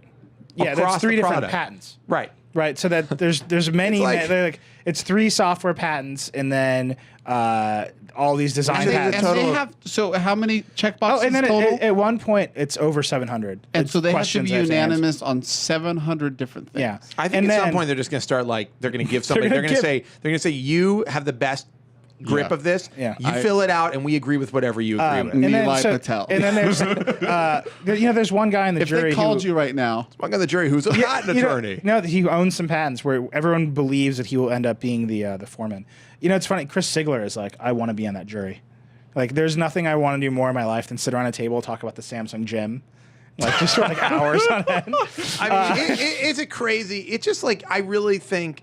Here's what I think, and I don't know. Can I just read this Yeah, next yeah. one? doesn't So didn't Apple? this is the one that makes me the angriest. Like in terms of just hurting a group of people, they have to answer all of those questions, and then they have to answer whether Samsung Electronics in Korea took action that it knew or should have known that would induce Samsung Telecommunications America or Samsung Electronics America to infringe these patents. So- What? Yeah, I don't Like know. that's like Korea- you're just getting Did another the Korean company induce its other companies? and it's like, yes, dude, they're the same company. well, like so just maybe, because maybe they this is easy. This is a no-brainer. but Don't this even is, worry but about for it. Apple, this is such garbage. Who is that guy that just entered The the room? foreman, the foreman that owns. Don't even worry about I'm it. just saying, like it's I it's got such this. it's I got such this. garbage Oh. to put this in front of the jury. Is right? Andrew Dice Clay the This is foreman Apple, of the, right? Because Apple chooses Apple chooses, right? They and what they're they're the going ones. to accuse You them think of. you think they'd have given this a better it's like- user interface? Am I right? Huh? Yeah. They should have given people iPhones to do it Well, on. iPads. Just use your iPad. And then you scroll down. Can we put question 9 up on the screen? It's like most of the stuff is blacked out. It looks like a crossword puzzle. They're searching for question Make it 9. stop. Stop. I mean, Make it stop. Are you Like seeing question this? 9? This is like crazy. And then you get to All right. my favorite. We just have to. I just want to put my Yeah. favorite on the screen. It's Yeah. just question 22. Question 20. No. Is it in your post? It's 22 on the post. I have an old version thing. Question 22 is a $, a horizontal line, and it just says, what is the total dollar amount that Apple is entitled to receive from Samsung? Yeah. And it's it's like, to be unanimous on that too. yeah, right? and it's like, dude, they're just, what are you talking about? Like, $20 billion. and like you're just gonna write Could it. they Like, write? they're just Could gonna they write. Could they write 20 billion? They can write any number from 0 to 2.5 billion. Oh, that's the highest thing. Well, that's the highest Apple asked for. Oh, right? And then There it could they is. give them more just for fun? you could. Oh, and then they have to break it down. Could by they have to price. break it down They have by to break it down product. by Could they product. write one? So how much money does $1 Samsung trillion? owe Apple for the continuum like per device? per device? Like $10. It doesn't even say per device there. By the way, No, it is per device. Please run the dollar breakdown by patent. Oh, by man. product. Or yeah, by product. This is harsh. Welcome to the American justice and then, system. It's definitely going to be one dude And then that just fills keep this this out. in mind. They've got to do this all One over nerd. again. Or woman. One guy's gonna be one like, man or I woman pretty is good going to phones. fill this whole thing out. So this is we're just looking at the Apple side. Keep this in mind that Samsung is suing Apple for violating Now, 5 here's the patents question. as well. Here's the so they've got to question. do this all again for Samsung. I'm really fatigued listening and talking about Here's this. the crazy. question. Here's the question. Is there any chance that the jury could divide over owners jury- of Android and owners of Apple? Oh, and I'm they're going to sure. be going at it like, well, I love my Android phone and it seems totally original. Has Apple proven by That a wasn't preponderance of the evidence that Samsung has violated Section 2 of the Sherman Antitrust Act by monopolizing one or more technology markets Section 2 related is- to the UMTS standard? Like, here's the thing. Section We 2 have is been tough, talking though. about this trial and all of these patent lawsuits in terms of binary choice. Did Samsung copy Apple and should they be punished for it? But what this jury forum shows is that there's a huge gradient in between those two extremes. And right? there's Friend. Huge gray area. There's a huge gray area, and like, the jury is not going to answer all of these questions. There's too many. Like, just statistically, they're going to answer some for Apple and some for Samsung. And so what's happening in this jury room right now is the jury is negotiating for Apple and Samsung. Right, this outcome is going to come back, and Samsung's going to owe Apple some money, and Apple's going to owe Samsung some money. And this is why you're saying 9 And it's like- lawyers should have done this. And this is like, if you're letting these people, you've put us all through this mess, right? To let the jury, 9 strangers, negotiate what is effectively a business deal for you. Why don't you just do this on your own? Yeah. And with every day that passes, they have to be freaking out This is more. why and more. I'm saying like Who's it feels freaking like out? Apple The wants jurors? some I sort think of Apple like and Samsung are both Apple freaking out. wants some sort of like vindication and that makes their patents like much like less assailable. Yeah, but who cares? Like, Well, ultimately, Apple, like, apparently. yeah, but ultimately, Apple just wants they're not suing HTC I for think- this design crap. No, I they're think- not But that's suing. that's why I'm saying they found an easy, clear target. Samsung is one of the most obvious ones, especially when you talk about like Yeah. some of these icons that are so obvious or that design document and stuff like that. It's like Apple wanted a clear-cut slam dunk case that validates Yeah. its patent. And they didn't get it. They didn't get it. They didn't get it. This Because is not a clear cut. They didn't, because It's not they clear did cut. the thing that Apple is. They didn't do the thing that Apple is known for. They didn't make it simple. This is ridiculously complicated. The truth is that there's two sides. There are actually two sides to the story, and what we believe, and what you can look at. That Samsung document. I think again, damning. Yeah. They ripped off the look and feel. But Samsung has their version of that. And with the patent, Samsung has their version of it. And to a group of, supposedly neutral people, both those arguments can sound compelling. Yeah. And like, this is not a murder case where there's a dead body and a gun and there's like, he had gunpowder on his hand. Like, it isn't like that. There is no like, this thing happened and this thing happened. And here's the clear line between them. And here's the evidence we have that this guy committed murder. Like, it's so much more complex than the kinds of crime you think of being tried in front of a jury. Yeah. It's not a crime, really. It's not a crime. It could almost be like a misunderstanding. Do you know what I'm saying? It's like trying to prove a misunderstanding. Like, I said, you look really nice today, and he thought I was being sarcastic, and so he got offended, and then we started arguing, and you have to like figure out who was at fault in that situation. Right. It's really hard. Yeah. Anyhow, is there any other topic? No. Okay, There's a lot let's more. wrap this up. Oh, there are more topics? Yeah. You want to wrap it up? I'd like to. No, we should talk I about want some to of these talk other the things. 2 things I want, the 3 things I want to talk about. Yeah. One's They're not Samsung Apple. One's Meta. Yeah. I want to talk about AT&T and FaceTime. I want to talk about the Amazon event on September 6th. Yes. And I want to talk about the Polygon thing. Oh yeah. Okay. So let's start with FaceTime. So I can rage out more about Outrage. something. What happened with FaceTime? So AT&T is going to enable FaceTime over cell networks. Okay. But only if you sign up for a new They're going to mobile hold you. share They're plan. going to hold you hostage to Only if you sign up for what will effectively be a more effective plan or a more expensive plan. a share plan. Yeah. Oh. So you have to sign up for one of their Like new a family plan type thing? No, they have these new plans where you What's a can share share. They're unlimited text and video, or text and. Oh my God, I've been talking about patents too long. Unlimited voice and text. Unlimited HTML. Yeah. Unlimited texting. And then variable data buckets, tiered data, but you can share the data among devices. It's like if you have an iPad, a 3G iPad, and you have an iPhone, or even if you have an Android and a 3G iPad, you can say, I'm going to pay for 6 gigs a month, and I'm going to use that data wherever I want it. Now, I actually think those are Makes great. a lot more sense than if you're a tethering guy, your iPhone to try to get it onto your iPad. But if you're a person with 3 devices, if you're just a guy with an iPhone who wants to FaceTime with his grandmother, sorry, you're going to end up paying more. You have to especially because the whole deal, the whole impetus behind these shared data plans is they know that people are going to stop using voice and text services. They're aware of it. Yeah. So they're going to say an iPhone. If you have any phone, I mean, there's no equivalent. It's fading, and they need a new business model that helps them where's keep the Android getting the money. Google Talk. It's there. I mean, there's other stuff. I do use Google Talk a lot. But they need a new revenue stream as that so they're dries like, up. all right, so we'll just start charging everybody for unlimited, because then they'll have it, right? So you pay $20 a month for unlimited voice, but you're not using any voice. Can I just say so they're something just getting a flat $20 a month. Guess what my phone bill is? What's your phone bill? $40 a month. Why? It doesn't seem as slow as I would think. Yeah, I was thinking like 15. Well, it is a cellular phone. I guess I don't think I can even get rid of text. I don't text, but yeah. But that's the thing. Like, the goal for AT&T is to I thought basically. You guys would be proud of me. I was. It used to be not- $120. Oh, it's an improvement. I'm saving a lot of money. saving a lot of money. Anyway, so the goal for AT&T is to lock off how low voice and text revenue can go. Right. By saying everyone gets unlimited at this rate that's a little too high. Right. And then we're going to charge you different amounts for data. Right. So if you're And just to get a share plan, you have to get the unlimited text. that's how it works.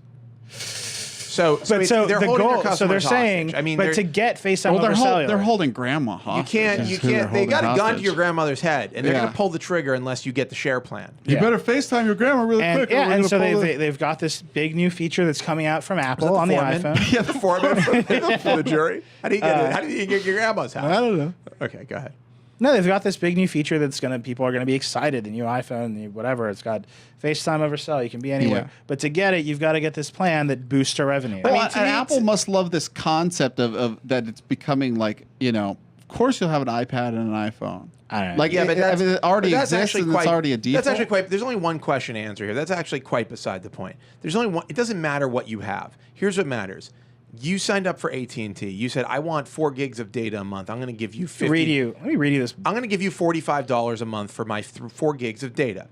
I can do what I want with my data because it's my data that I paid for. No. They're like, well, you can do what you want, except you can do video over 3G if you use Skype or whatever other app does it. So let me tell you. Hold on, wait. Just let me finish my thing. Yeah.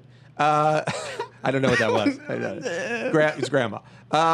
She's very upset. Yeah. You can do whatever you want over 3G, except for one thing. Right. FaceTime.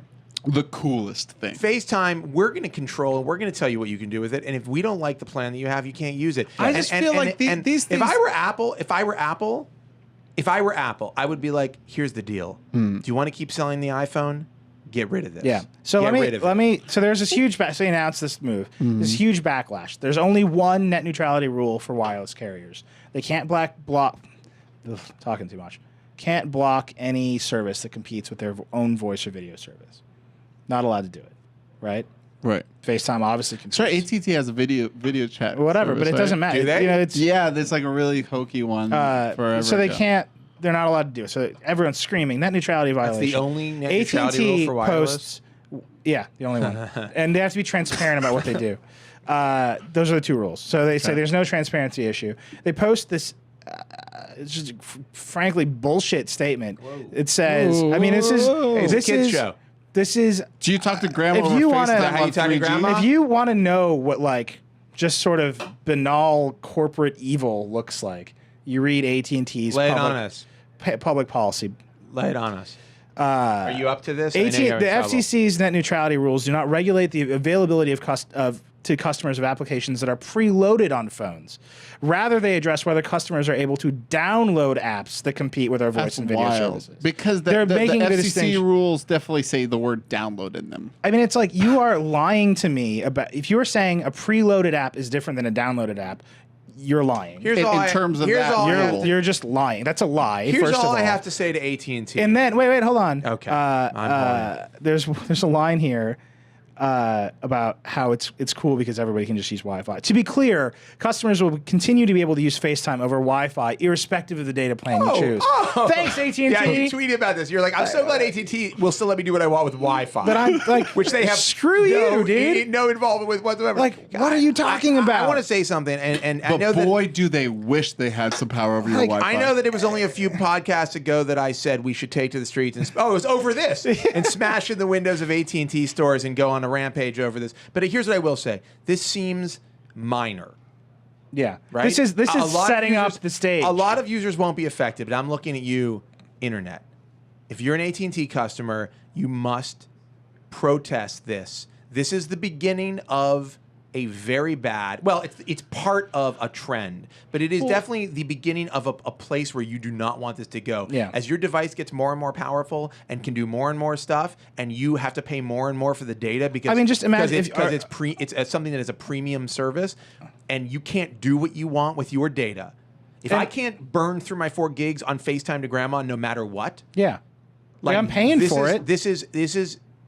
Like if you allow AT&T to draw this completely, they've been doing this. Like this is not new. Because they're allowed to do it because we let them do it. No, I'm just saying. Like remember, like Sling, you know, like they blocked it from the App Store. Yeah, no, there's always been like these random things they get blocked, and then they're like. But this is way different. This is like they're drawing these two. They're doing these two things. They're drawing this totally false distinction between what's preloaded on the phone and what you can download. Yeah, that's no, their fake. excuse is bogus. But this behavior has happened they're saying before. on the other side they're conflating. Blocking, They're conflating what they allow you to do on their network with what they allow you to do over Wi-Fi. Which is insane. I'm saying their argument is like stupid. those two things combined. Why are you arguing for Just hear me out. AT&T? I don't Their understand argument is stupid. Their excuse is stupid. This policy is stupid and anti-consumer. Yes, bankrupt. I'm just saying this has happened before. This is unprecedented. No, it happened before. It happens before, and it keeps on incrementing. You can tell people on 3G networks, we're going to hold back Sling Player until we figure out what that means. I just think they're going to get a lot of crap for this, and then like in 6 months, for some reason, they'll change something, and we'll keep on always be paying more for data. It needs to not be in 6 months. It needs to be before. It's like healthcare. This is always going to cost. This is the beginning of the end. That's what this is. Or is it the end of the beginning? Think about how these phones are going. Kind of the other thing. Think about how voice and data are going to be carried on phones forever from now on. Think about Windows Phone. Do you know what Microsoft just bought? Skype. Yeah. Does that mean AT&T can start blocking Skype because Microsoft is bundling it on Windows Phone? Here's one for you. That is insane. So you're telling me that you like Wi-Fi calling? What? You like Wi-Fi calling? Where do they start? Yeah. Blocking you from Wi-Fi calling. I wrote about this thing. They see. Wi-Fi is their competition. It used to be. Now it's how they get away with not serving you data. You know that the two numbers that carriers deliver to their shareholders are average revenue per user, ARPU in the industry lingo, and cost per bit delivered, right?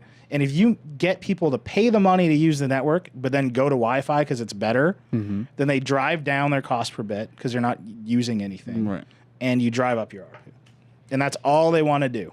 That's it. That they want ARPU up. They want you to use the cheap network that you're probably paying for at home. Right. That's not their network. Or the cheap They network. don't have to deliver bits they don't deliver. Right. Or they want you to use, or they want AT&T wants you to use its Wi-Fi elsewhere, which is cheaper to make for them. They walk a fine line because the more they promote people being on Wi-Fi, the more they push people towards Wi-Fi, the more people are gonna like get a iPod Touch for their kids. I mean, this isn't the more about, people are gonna this get. Isn't, like, look, that's like whatever. But what they're doing with this is they are setting up a world where they are allowed to decide what services you use on a phone. And bundling services into a phone, that's happening more and more. But they were doing that forever.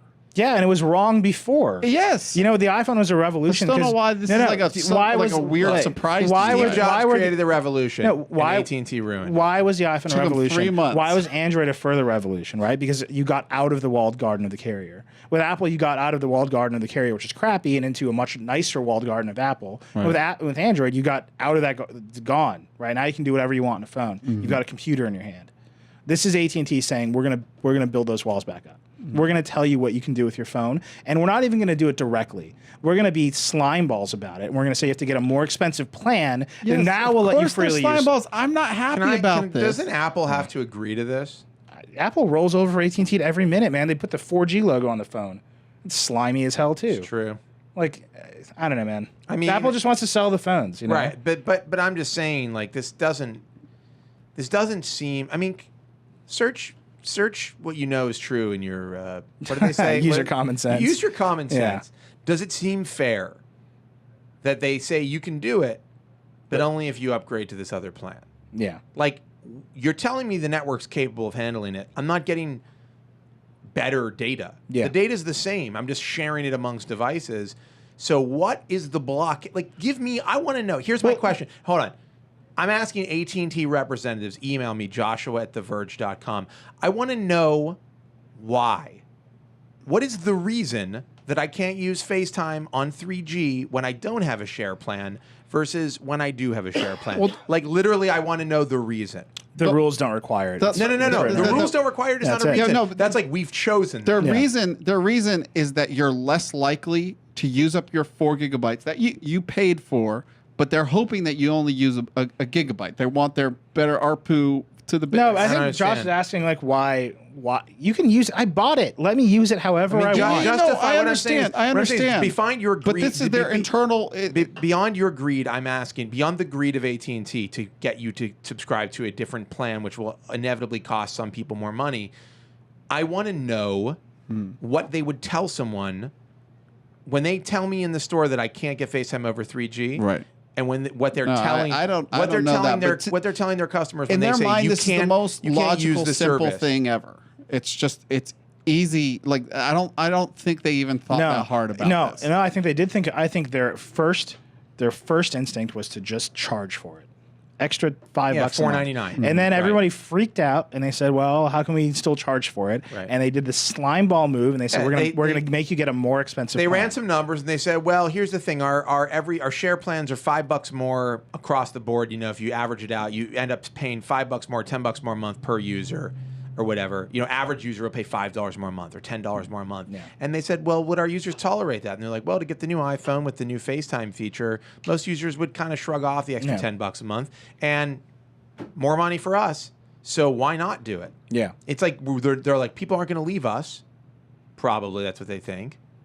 Yeah, and I mean, I'm sitting here raging as AT&T. I'm not going to Verizon. I wish I was, but it's like, I don't know. Now here's a slightly different color of evil. This is the red instead of blue. And I thought the same thing. This is like, I think about the Galaxy Nexus on Verizon and all of the stuff that went down with it and how it still doesn't have Jelly Bean, and it's like, you know, when will it have Google Wallet? Who knows? Because Google Wallet and all this stuff. And I think, like, where is my advocate?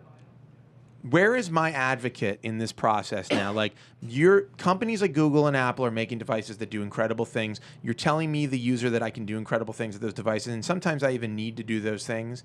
And here's monopolistic carriers saying, well, we don't want you. We think we have a better idea, or we don't want you to be able to do that, or you bought data from us, but we don't want you to use it. Like, who advocates for me, the consumer, in this process? I think it's supposed to be the FCC. Yeah. But as far as I know, they've done zero advocacy, or it feels like zero advocacy for what I believe is a growing problem, where it's like this disconnect between the innovators who make the stuff and the people who sell the stuff, basically. And like it's like if they can dictate what the innovators do, how is that good for American innovation, and how is it good for the customer? It's only good for the bottom line of a couple of very large, very rich companies. The other thing there was a time when they called it unlimited data, right? And then they weren't allowed to do that anymore. Well, right? they still now they play all these games like it's unlimited, but they throttle you. But if I bought the unlimited data, hold on, just to be clear, if I had an unlimited data plan right now on AT&T, which was not a share plan, Yeah. I could not use FaceTime over 3G. Nope. No. I need to know. No, so what could this- you possibly tell me to prove that made any sense? This is what besides like we want more carriers money. want. Yeah, no, carriers want to sell you a lot more than you'll use. And if you start using as much as they've sold you, But they only then wanna they're do- like they- not making the margins they want. They only want to sell you more than you can use because they can it's charge more for a yes. thing you perceive that you'll Of use course. as opposed to. It's Right. like a lie they've been I mean, telling they're not going to for be like a million they're not going to be years. like only pay for the data you use. Right. No, it went back in the day when they sold you 2,000 Dude, minutes. it's an all-you-can-eat if buffet. you use the 2,000 minutes, they would be not doing nearly as well. It is an all-you-can-eat buffet. Right. Okay, here's the deal. You paid $10 for the all-you-can-eat buffet. You're like, I'm going to pig out. Yeah. Now, you might eat a lot, but you're not going to eat $10 worth to that restaurant. Like, you're going to get full before you, I mean, unless you're a fat pig. You're going to get full. And then they kick you out of the restaurant. You're going to get full before you eat your $10 Yeah. worth. You know, and like they know that. Yes, And they're that's the putting whole extra point. starch. Wait, they're that's the putting whole extra point. starch in the potatoes. So that'll happen. And that's how they make This their money. FaceTime throttling is extra starch in the wait, potatoes. Can you just tell me where this $10 all-you-can-eat buffet is? Because that sounds like a deal. Let's put it this way. It's been when last time I was at an all-you-can-eat buffet, they cost $10. Really? Yeah. All right, I don't know. let's All right, let's get off the rage. Let's go back to hope. Buffets. Amazon. Oh, September Amazon. 6th. This is very quick. Amazon's got an event in Santa Monica, which is bizarre. September 6th Yeah. It's at a supposed to be hangar. At a hangar. Yeah. a hanger? Yes. They're gonna take off. Like a And we hangar. don't know. And Like we a don't know. hangar. We don't know what's going on. But here's the speculation. I'm about to speculate. yeah. Ooh. New tablet. Yep. Maybe a new phone. Yeah. Maybe an Amazon phone. That's my. I mean, we heard rumors of both. In fact, wasn't there the Wall Street Journal published something where it was like Oh yeah. they talked about the phone. Yeah, I thought it was like a slam dunk. I thought it was definitely a I think the it's que- definitely here's the happening. question But about what the- are they gonna here's do? what- I here's don't this know. phone. That's, Hold on. that's what I'm I curious have a about. theory. Yeah. Oh man, I just had an amazing idea. What? Oh god. What if you could get your books synced to your phone? What if Amazon bought T-Mobile No. and they offered awesome Prime deals on phones and No. data? No way. Yes. No, I think Amazon, to do something with a phone that's really unique, they have to. and let you FaceTime. No, they have to do. It can't just be like get all your cool Amazon content on a phone because that doesn't work. When you move it to a phone, you're kind of in like a different space. They have to do something more Amazon-y. I feel like an MVNO, something where like it's you like I thought WhisperSync was really Yeah. innovative with Kindles. Like I feel like they're gonna do something that's different. It's a different way to have a phone. I mean, if they did one, I'm not saying they're going to. But make T-Mobile their brick and mortar move because they've been talking about doing brick and mortar. Get those little Amazon boxes where stuff's delivered to your Amazon boxes. You get same day delivery. Yeah, but to I don't- all T-Mobile stores I don't that are get- now Amazon I don't stores. get that though. If the That Amazon would be cool. You go to an Amazon But store. most of those stores are owned by like franchises. Like they're right, not they're like franchises. owned and operated. I do think an Amazon store with the lockers. Yeah, but if you're is a- a really cool idea. if you're a franchisee and you want to keep on making money now that Amazon bought T-Mobile, you might switch it over. You know, There's a lot of singular By stores the way, that are I now just called pulled AT&T. I just I pulled know. that out of thin air. I'm just Can saying. say I love that? it. I love it. We keep Or Sprint. I'm in love with the Sprint. history of the world of talking about big companies buying cell networks just doesn't happen. There's no like every company thinks about it. We dream about it, but the economics of running T-Mobile don't make sense What for about any their company like their except super speed? I don't want to talk about reality. I What know. about their I hate accelerated browsing thing? Do they still do that? Cloud Browse or whatever. No, it's Yeah, called, wasn't very good. Put that in the T-Mobile hub. Yeah, so then I T-Mobile don't can look at even everything know you what you're browse on talking the about web. at this point. We don't know what it's going to be. What else would they possibly do I to a think phone? without question, I'll say this pretty affirmatively. I think there's going to be a new tablet of some type. Yeah, I a think that Fire makes a lot of 2 or a sense. bigger Fire. You know, I can't wait for all the Fire puns. What do you think? Like, if it were a bigger Fire, do you think they're going to call it something like Amazon Bonfire? Amazon relights the fire. The fire burns on. No, I mean, they're just throwing it out there. What I if mean, it's bonfire, gonna but it's happen. B-O with the little? I think the New York Times will go with Amazon relights the fire. That's my guess. We're going to go, oh, I know what we're going to do. Wait. Amazon puts a fire under Apple and Google. No, Yeah, no, that's everywhere. Amazon.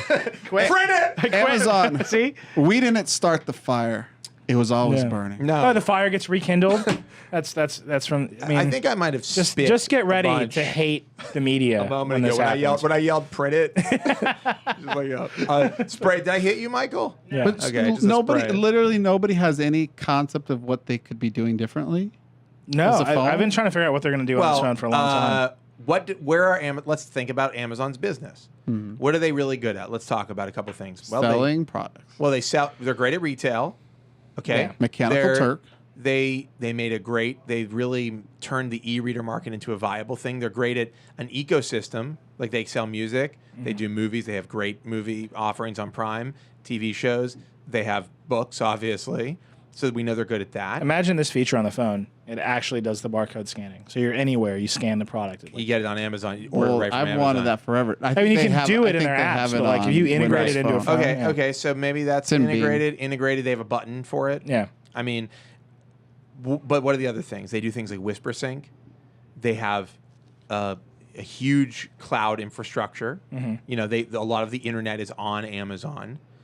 That's it. That's what Amazon does. Yeah, they're a big store. Right? Is Amazon doing any of the stuff that eBay's doing as far as like integrating with lots of like retailers? I feel like I read something. They do some I retail. think that's mostly eBay stuff. Because like eBay like is creating apps like you walk into a phone, it's like or walk into a store, you just give your name and they do the transaction over PayPal. You don't have to like swipe a card or Well, I don't know the answer to that question, but what I will say is, are we approaching 2 hours?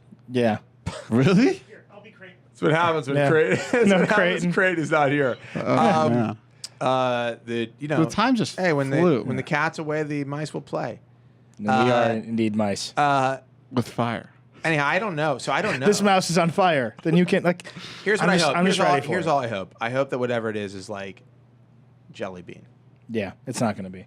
Yeah. Why not? Ice cream sandwich. Why not? Well, at least that's close. Oh, you know what we didn't talk about that you might find really interesting? Yeah. Nikon put out a camera that runs Android 2.3. Yep. It's touchscreen on the back, got apps. It's wild. Why am I doing that? Yeah. Why?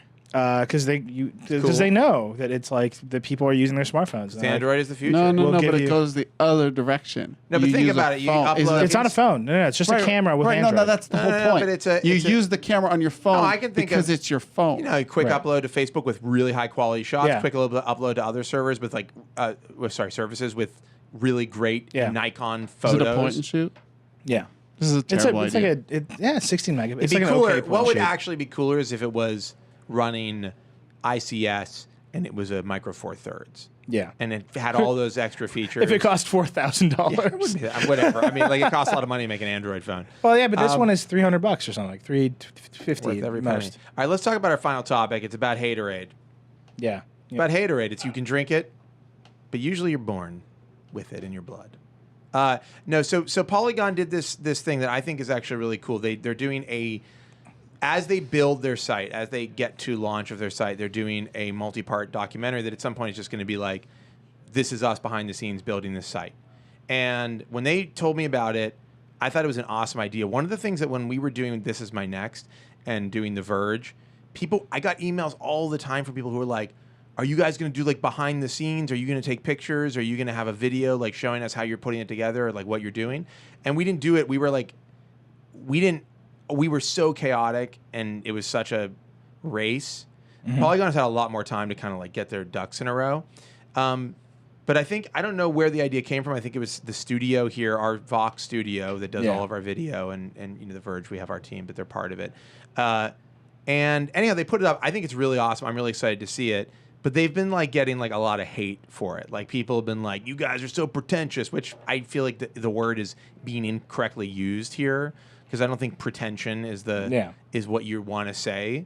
Like what you want to say is like it's self-indulgent. I think that's what people That's what they're trying to say. I think what people are saying, like it's self-indulgent, but like I actually don't think it is. These guys aren't like we're the best, we're awesome. They're like they're doing this now, and they're being asked by the director of who's putting it together of like, what are you guys thinking right now? And they're being honest, and I think it's really interesting, and I'm very excited about it. And I feel like it's really lame to dismiss it as these guys being full of themselves because they're not. They're the most humble group of. And I've seen a lot of that, and it really hurts me. Like they're the most humble, hardworking group of people. You know, of course, outside of the Verge team. I'm no longer humble. Chris Grant, the editor-in-chief, is a carpenter, and he lets me sleep in his guest bedroom. He's a simple has this adorable dog named Yuki who cuddles with me in the bed, and he rescues. He's a simple cats. carpenter. He's got a cat named who's Zelda. on a mission from God. He's got a cat named Zelda. He's got a cat named Link. All right, let me finish my statement. I forget what the third. Who cares cat's about name. his cat's names? One of his cats has Stop diabetes. trying to humanize that monster.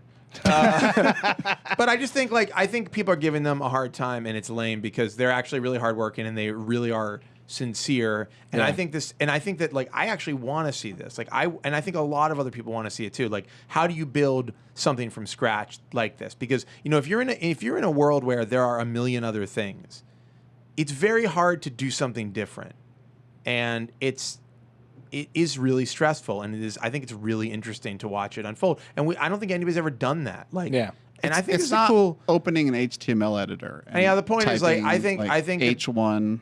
Here's some of Polygon. Here's a clip of it right Here's here. some very jerky video. I know. I don't know why it's playing so jerkily. I just think that before you dismiss it, or before you splash some hate on these bros, chicks and bros, I think give it a chance, because I actually think what they're doing is really cool, and they're really sincere, and they're not full of themselves. Like, these guys are extremely humble. I think they're just doing their thing. They're talking about what they're doing, and this is what it looks like. It looks like a lot of people who've put their entire lives into doing something.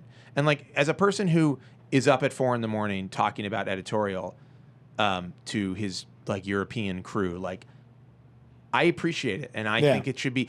I'm not saying you owe us anything. The world doesn't owe us anything. But this is not, we're not in a war zone, but it's a tough job, and it's tough to build something from scratch. And I think it's a really interesting story to watch.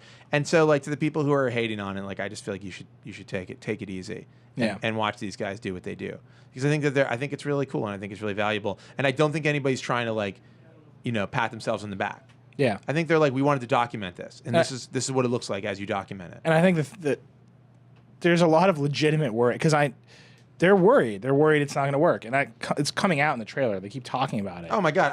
every day I wake up, I'm like, are we going to fail? Yeah, and I remember that feeling. I still. Are we going to boot up our website? No, I mean, and not have it work. I mean, the day it was the day we launched. I was like, oh man, we launched. It happened, and then it was the next day. I was like, oh God, we got to go. It's got to work now, you know? Well, and every day is is it going to work? And so that fear was incredible beforehand. It's to easy start something new. They're incredible because there's money and there's people's lives and all kinds of stuff riding on it. It's easy to think that you're being self-important or self-serious to create a documentary about this, but I think the whole point of Polygon is that they're trying to take video games much more seriously than they've ever been taken. And they're trying to do something that's really important about them, instead of just slamming up some news. Yeah, and I don't think they're disparaging what other people have done. I just think that they have something that they want to do that's different, and they're working really hard to build it. Anyhow, the sincerity is rarely rewarded on the internet. It's hard to be sincere on the internet or serious and not have people deride it. And I think I'm really rooting for them, and I feel like it's. I think it's cool.